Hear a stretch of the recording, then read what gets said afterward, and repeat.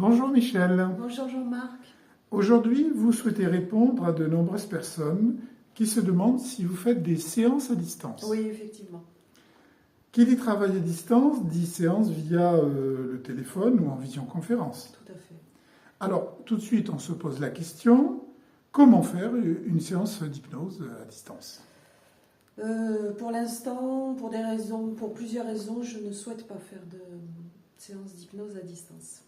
Par contre, vous pouvez faire un travail de psychanalyste à distance. Oui, en fait, la partie conversationnelle effectuée en face-face avec mon patient au cabinet peut se faire à distance et permet déjà d'apporter beaucoup de clés au patient. C'est par conséquent une partie quand même très importante déjà. Oui, je dirais même nécessaire et essentiel pour avancer sur le travail thérapeutique. Et cette phase permet de régler pas mal de problématiques. Alors, je vais essayer d'être le plus concret possible dans ma question. Pour quelqu'un qui souffre et qui n'a pas encore trouvé de solution, si on dit qu'avec la psychanalyse et l'hypnose, on peut arriver à 100% de résultats, avec un travail à distance sans l'hypnose, on peut arriver, selon vous, à combien de résultats? Bon, difficile de donner un chiffre précis, on en conviendrait, mais bon, je vais essayer de jouer le jeu.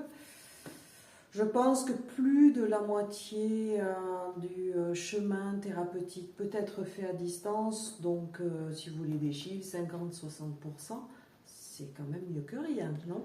Oui, c'est déjà beaucoup, 50-60%, c'est encourageant et c'est motivant. Alors, ça donne envie d'aller plus loin au niveau de ma prochaine question. Concrètement, un travail à distance avec les mots, c'est quoi? Et qui dit conversationnel dit échange, partage avec mon patient. Où là, je vais pouvoir aussi, si nécessaire, intervenir, proposer, orienter, répondre à ses questions, donner des explications selon mon analyse et mes outils. Vous avez des exemples concrets?